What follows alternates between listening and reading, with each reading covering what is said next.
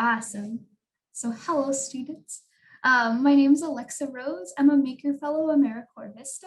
And what does that mean? That means all day I just get to make maker-centric activities that have to do with STEM careers.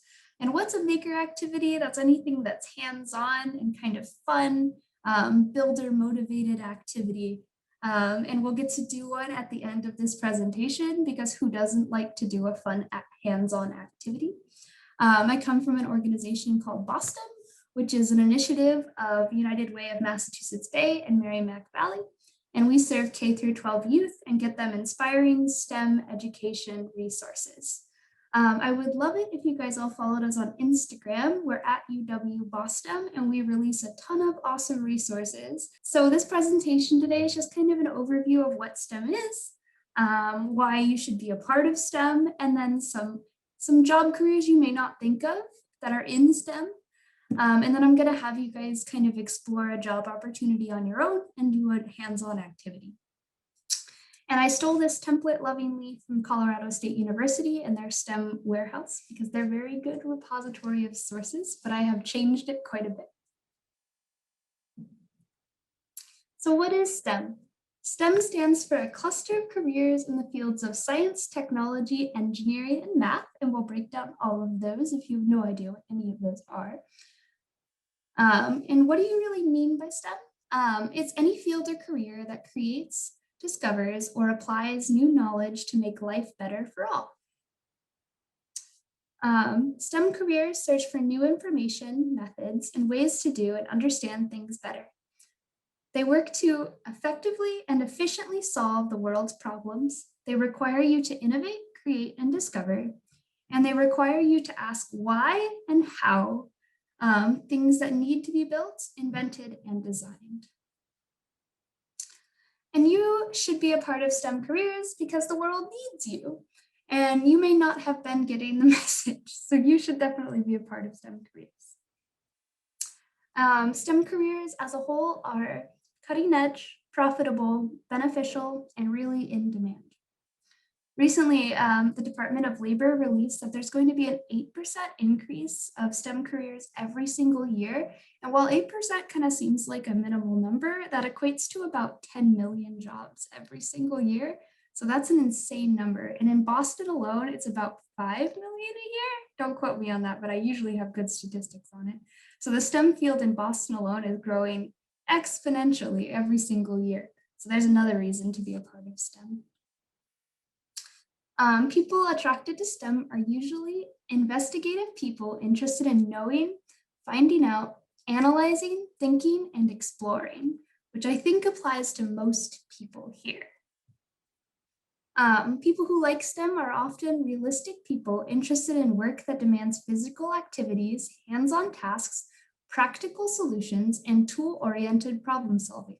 And it doesn't have to be all of these. One job can have one characteristic or it can have all of them. So if you're not a very physical person like I am, I don't like working out or anything of that nature, there's still a career out there, but these are some of the main components that you might want to pursue if you're one of these people.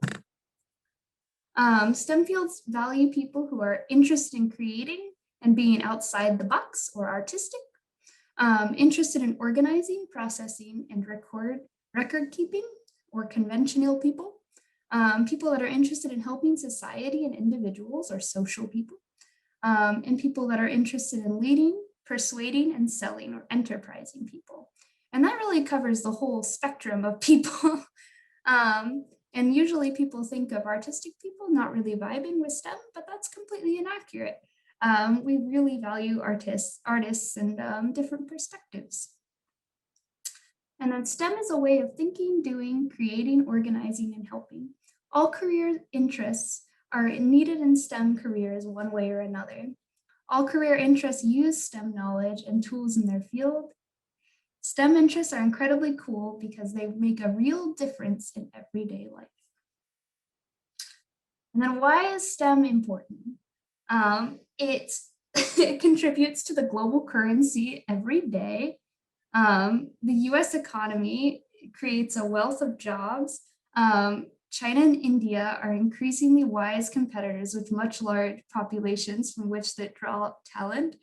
So we have to keep competing with external countries.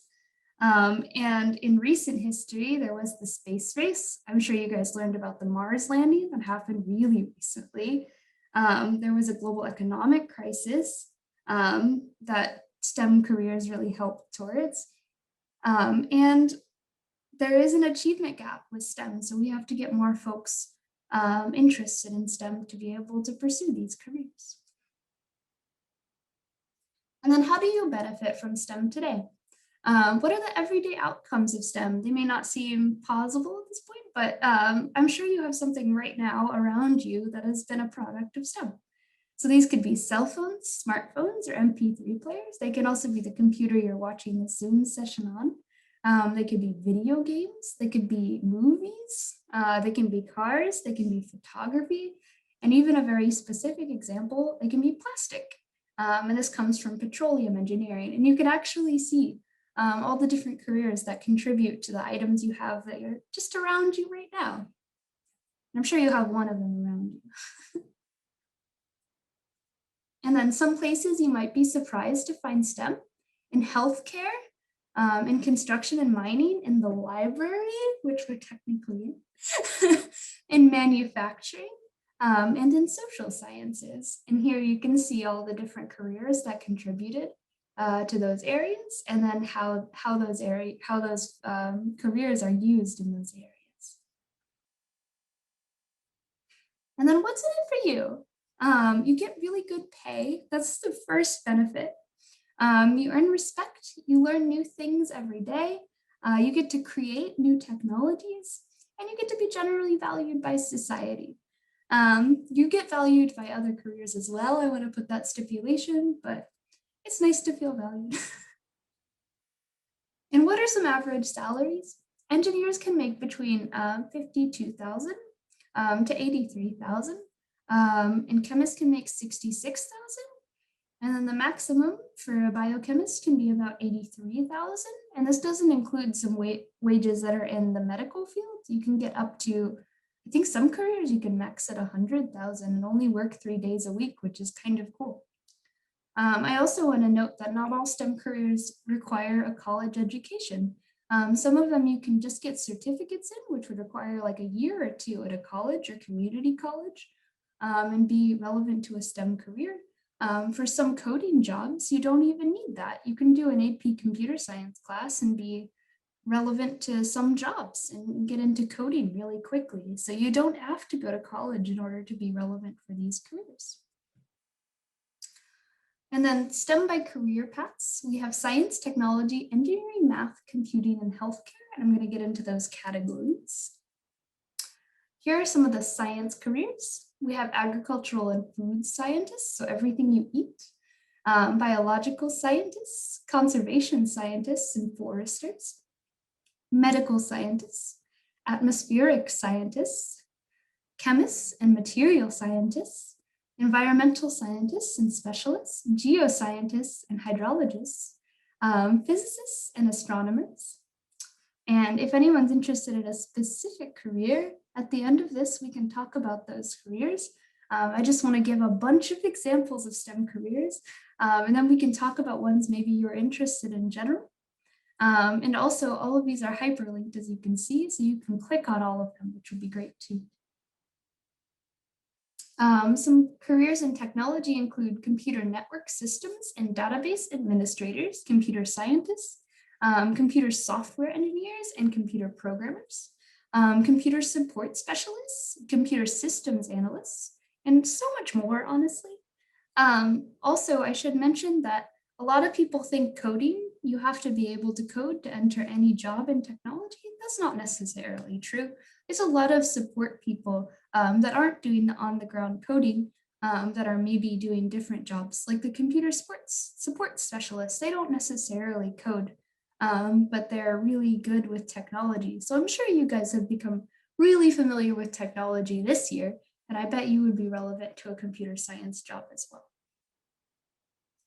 Some engineering jobs, there's a lot of engineering fields, and each one of these have separate individual jobs, which I'm happy to talk through too.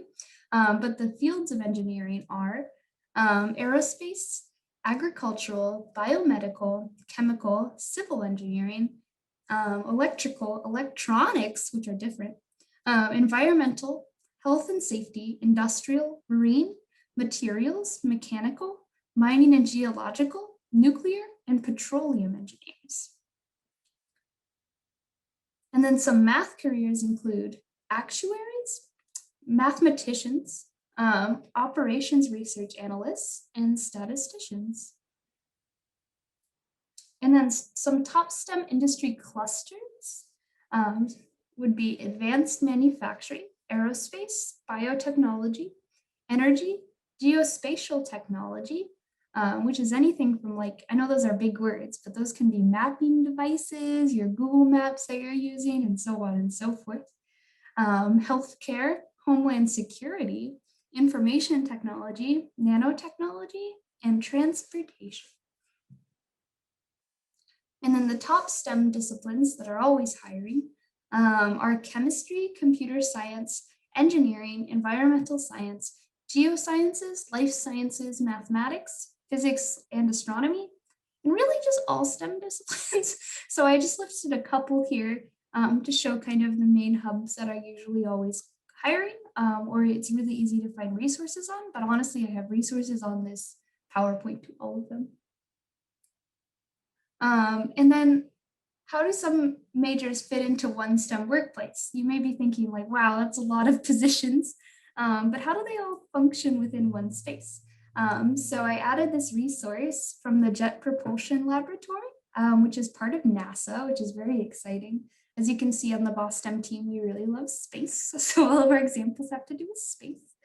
But you can click through on their webpage, which I'll give you the link to at the end, how each major or how each area contributes to the Jet Propulsion Laboratory. And you can see on this list, like they have people in business and finance, which you wouldn't usually think of at like a jet propulsion laboratory. Like, what are they doing with rocket ships? You can find out here. Or you might not think of metallurgy, the people that are actually building the sightings of like rocket ships, as being a part of that laboratory normally, but they're very much a part of that STEM ecosystem. It's really cool. And just to note this, the gender and ethnic diversity is required to meet global STEM needs. Right now, about 80% of people in STEM fields are white, and this really needs to change. So I provided some resources here just about how to get into STEM fields and how to advocate for yourself if you are a person of color or female, or of a different gender identity or sexuality or religion or so forth. There's a lot of resources out there to get you started and a lot of people that like to speak on behalf of people like them. So just wanted to add that resource there for you.